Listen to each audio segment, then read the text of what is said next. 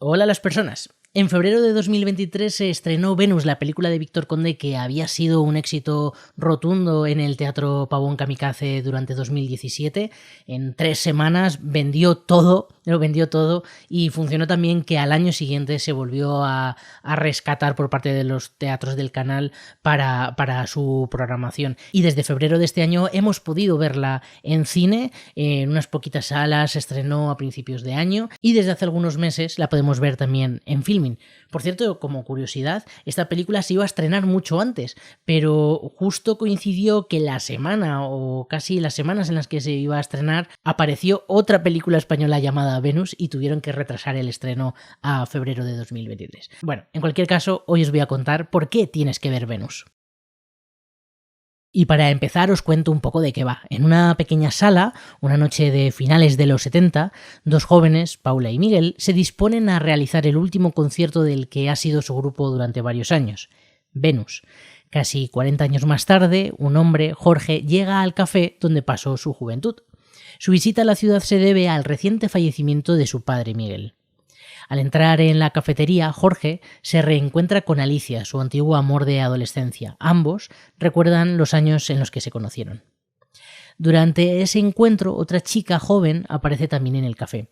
Esta trae un pasado misterioso consigo que hará que las vidas de los personajes que han pasado por la cafetería en las últimas décadas se revelen y cambien el destino. Bueno, y creo que simplemente ya con la lectura de esta sinopsis nos podemos hacer a la idea de que es una de esas películas que definimos como peli de personajes.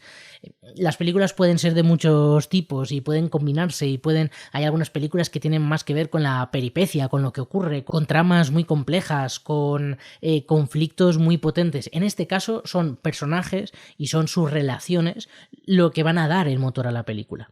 Y creo que en este sentido es muy interesante porque tiene algo muy de teatral esa forma de contar historias, ¿no? Ese motor que está en los personajes únicamente. Y no sé si me explico, pero creo que la película Venus no es tanto un ejercicio de cine, ni tampoco de traslación o traducción del teatro al cine, sino un ejercicio de tratar de aunar ambos lenguajes, lo cual es muy interesante porque no es habitual. Muchas veces cuando tenemos una obra de teatro y la adaptamos al cine, estoy pensando por ejemplo en La llamada, que es la primera que me ha venido a la cabeza, creo que en esos casos se trata o se pone mucho empeño en dejar lo teatral fuera, porque generalmente no funciona en el cine. Es verdad que el cine tiene mucho que ver con el teatro, pero hay algunas cuestiones, el lenguaje, los tiempos, la forma de moverse los personajes, la puesta en escena mismamente, ¿no? Que tiene que cambiar en el cine, que tiene que haber un movimiento de cámara, que nos podemos enfocar en un objeto, algo que en el teatro es más difícil y es más difícil focalizar ese tipo de lenguaje y eso te lo da el cine. Y sin embargo aquí, como decía, no han querido renunciar a algunas cosas del teatro, ni tampoco han querido poner la cámara delante de la obra y grabarla y ya está, ¿no? Han querido explorar cómo pueden ser esos dos lenguajes, lo cual hace que la película sea muy rica. Por ejemplo, una de las cosas que seguramente hayan rescatado del teatro es que todo sucede fundamentalmente en una única localización. Yo no vi la obra de teatro y no sé si, por ejemplo, los 2 o 3 planos que se ruedan fuera de la cafetería existieron en la obra, pero me imagino que si eso existió fue puramente anecdótico, como ocurre en la propia película. Y ya solamente el espacio nos está diciendo mucho, porque ocurre todo en un bar de lavapiés, el bar 20B, o si no me equivoco, con una estética muy setentera, muy... no quiero decir viejuna porque se puede malinterpretar como algo peyorativo, pero sí, bueno, añeja y que hace que nos vayamos a la Nouvelle Vague. Y esto de la Nouvelle Vague o la nueva ola francesa va a ser algo que sobrevuele constantemente en la película. Es algo que se busca conscientemente, el parecerse a esa estética tan característica. De hecho, el propio Víctor Conde en varias entrevistas le he escuchado hablar de una frase que decía Godard que era algo así como el cine tiene que tener inicio, nudo y desenlace, pero no necesariamente en ese orden. Y es verdad que la película luego también va a jugar mucho con las estructuras, pero es que si estamos viendo que busca una estética de la Nouvelle Vague. Vemos que utiliza el blanco y negro para parecerse a la Nouvelle Vague. Bueno, pues está claro que es algo consciente y que está trabajado en ese sentido. Y creo que, bueno, pues es una apuesta interesante, un homenaje, y que funciona bien. Y bueno, desde luego Godard va a ser una referencia clara en la película. Incluso la forma de actuar de los personajes o cómo se mueve la cámara, buscando sobre todo naturalidad, nos lleva a pensar de nuevo un poco en esa Nouvelle Vague y en algunos preceptos que eran casi obligatorios en las películas de la nueva ola francesa. Y hablaba antes del blanco y negro en la película. Creo que el utilizar el blanco y negro desde que se puede hacer cine en color y sobre todo en las últimas décadas, que es tan fácil hacer cine en color gracias al digital, el utilizar el blanco y negro creo que es una opción que tiene que ver más con lo estético. Pero si lo haces bien, como es el caso de Venus, te da más cosas, no simplemente es que queda más bonito en blanco y negro, ¿no? Sino que te está contando cosas. Y en la película creo que cuenta 4 cosas concretamente. La primera de ellas es que te está contando que es un homenaje a la Nouvelle Vague y ya está, punto final. Puede parecer una tontería, ¿no? Pero bueno, es algo que se quiere contar en la película, que se quiere hablar de ese cine, se quiere hablar de esas historias y de esta forma queda plasmado. Segundo motivo por el que se utiliza el blanco y negro. En la sinopsis ya hemos hablado de el pasado de hace 70 años, luego en una línea temporal más actual que hay una pareja que recuerda cómo se conocieron cuando eran jóvenes. Al final, de lo que nos está hablando Venus, entre otras cosas, es del paso del tiempo, de un paso del tiempo muy cruel a veces porque cometemos errores o no los cometemos pero tomamos decisiones que son irrevocables. Y está hablando de ese tiempo, ¿no? De ese tiempo que se nos escapa y que no podemos controlar y que pasan muchas cosas y que nos gustaría hacer otras. Y bueno, habla de ese tiempo, habla de un tiempo nostálgico. Y creo que el blanco y negro para hablar de eso viene muy bien, porque de hecho por una cuestión casi de educación audiovisual somos capaces de entender que el blanco y negro nos está hablando de imágenes del pasado. A veces en las películas se utiliza como recurso. En el momento en el que queremos señalar que estamos en un flashback, pues lo ponemos en blanco y negro y entonces ya el espectador sabe que eso ha ocurrido en el pasado. Siempre que vengamos de una película a color, ¿no? Si no, no tendría sentido. Pero el uso del blanco y negro durante muchas décadas lo hemos utilizado así, nos ha servido para avisarle al público de esto no es en la línea temporal en la que estábamos, nos hemos ido atrás. Creo que toda la película sea en blanco y negro quizá no funciona tanto en ese juego, pero sí que de alguna forma te hace pensar, o aunque sea de una forma casi inconsciente, te lleva a pensar en el concepto del pasado, del tiempo, de la nostalgia, de aquello de que otros tiempos fueron mejores. Pues bueno, te da ese puntito el blanco y negro. Tercer acierto de la película al utilizar el blanco y negro. La película, ahora hablaremos más en detalle sobre ello, está plagada de flashbacks. Está yendo todo el rato de un punto a otro. Hay, si no me equivoco, 3 líneas temporales y en esas 3 líneas temporales está saltando una y otra vez y otra y otra y otra. Además, es verdad que la película tiene un ritmo, vamos a decir, pausado, no es un ritmo frenético, pero sí que cambia bastante, está cambiando muy a menudo de línea temporal y tienes que estar atento, sobre todo al principio, para pillar ese juego, porque no sabes muy bien dónde te están ubicando. Y creo que es una estrategia muy inteligente el utilizar en blanco y negro, y creo que además él lo ha comentado en alguna entrevista, Víctor Conde, que al utilizar el blanco y negro lo que estás haciendo es darle a toda la historia una misma visión estética. Si estuviésemos, por ejemplo, en 2020, en 1980 y en 1965, me estoy inventando las fechas, no son así en la película, pero si estuviésemos en 3 etapas tan distintas de tiempo, nos encontraríamos con colores muy distintos, por ejemplo, en un mismo bar. Seguramente que habrían cambiado los colores, habría cambiado también la propia decoración del bar, ha cambiado la gente, cambia el vestuario, y sin embargo, al ponerlo todo en blanco y negro, ubicamos que ese bar sigue siendo el mismo. Aunque podríamos hacerlo también en color, ¿no? Pero nos lo facilita mucho más y de esa forma, de cara a también pensar que esto es una película de bajo presupuesto, bueno, pues es una estrategia para facilitarlo. Y en cuarto lugar, y esto es un análisis que hago yo, creo que el blanco y negro de alguna forma sirve, aunque pueda parecer un poco extraño lo que diga, sirve para dotar a la película de fantasía. Y me diréis, ¿qué tendrá que ver el blanco y negro con la fantasía? De hecho, muchas veces pensamos en el blanco y negro en películas antiguas y no lo pensamos como un elemento fantástico el blanco y negro. Pero si lo pensamos, lo normal, lo natural, es ver a color. Ver en blanco y negro es extraño.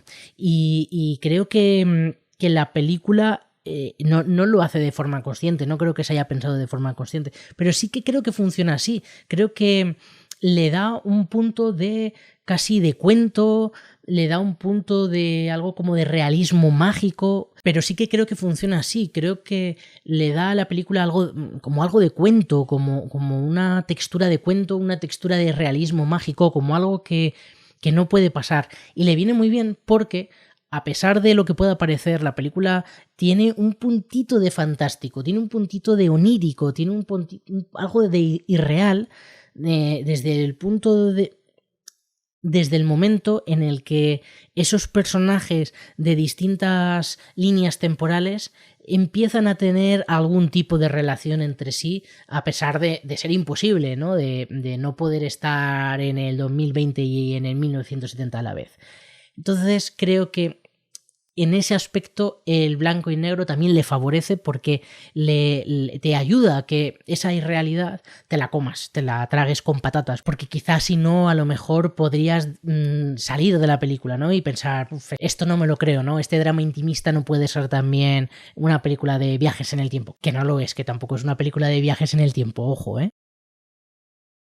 Y de hecho estoy pensando en dos películas que vienen un poco a afirmar mi teoría, que son El faro de Robert Eggers y El abrazo de la serpiente de Ciro Guerra, que son dos películas muy distintas entre sí. En una que se trata la locura y hay también un puntito de terror fantástico sin llegar a ver tampoco monstruos, pero sí que hay algo de fantástico, que es El faro. Y luego la de Ciro Guerra es más bien realista, no es fantástico, sí que tiene algo como que sobrevuela una cuestión casi mágica, ¿no?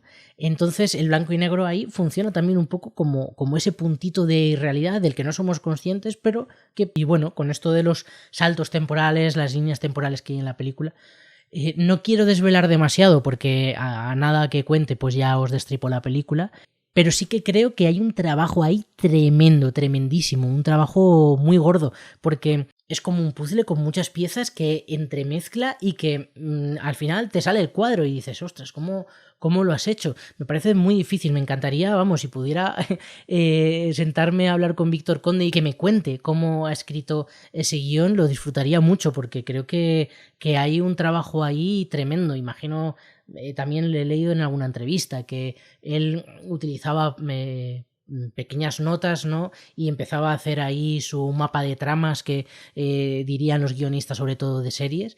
Y imagino que iría un poco por ahí, ¿no? El contar primero la historia entera y después fragmentarla para volverla loca, ¿no? Y ver cómo podemos darle la vuelta totalmente a esa forma de contar la historia de manera lineal, y sacar algo muchísimo más rico y sobre todo creo que en este tipo de historias, más allá de si nos gusta, si no, de si está bien hecho, creo que simplemente el atrevimiento es un plus. Es que se agradece mucho que se cuenten historias de esta forma. Y me da muchísima rabia no haber podido ver la obra de teatro para poder compararla, porque creo que el cine es un lenguaje mucho más interesante para estos saltos temporales que el teatro. Es verdad que en el teatro también se puede hacer y que funciona muy bien y que además es muy divertido, pero el cine te da una fragmentación mucho más picada, puedes cambiar con muchísima más facilidad. En el teatro seguramente que estás más acotado cuando utilizas este tipo de recurso narrativo.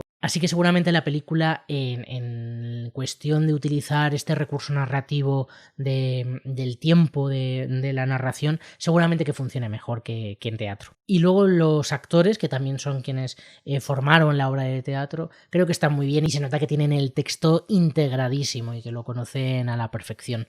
Pero hay algo que es verdad, que es muy teatral en su acting. Creo que tiene una forma de expresarse hacia delante de la cámara, tiene una forma de, sobre todo los diálogos, que resulta muy teatral y que seguro, estoy convencido, a mucho espectador le tire para atrás. Sin embargo, esto a mí me ha parecido interesante. Creo que ocurre sobre todo por los diálogos. Creo que los diálogos son muy literarios, cosa que al cine le espanta el diálogo literario. Generalmente no suele funcionar. A veces sí.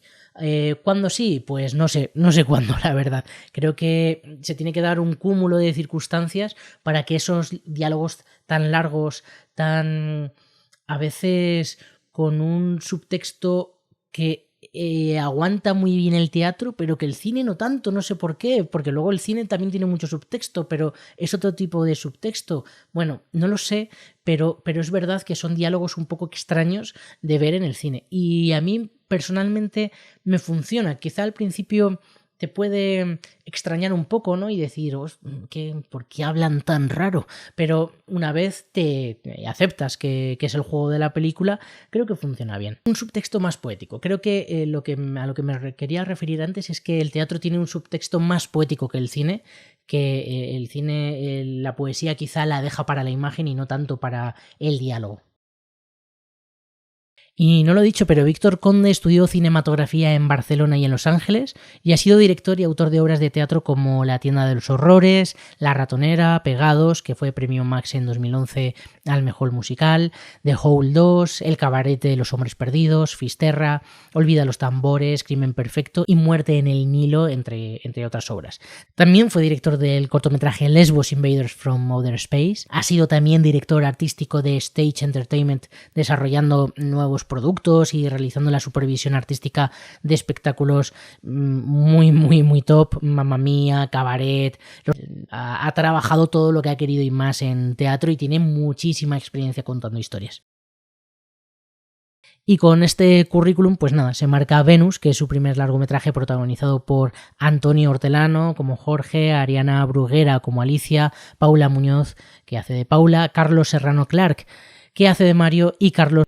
Pero es que además le acompañan al reparto, que además resulta hasta curioso verlos allí, que dices, que ostras, ¿qué hacen allí, no? Que está Juan Diego, está Lolita, está Elena Furiase, está Miquel Fernández, Ana Rujas y también está Ricardo Gómez, que hace nada, un papel muy pequeñito, hace un papel, ni siquiera es un cameo por ahí por detrás, saludando y ya está.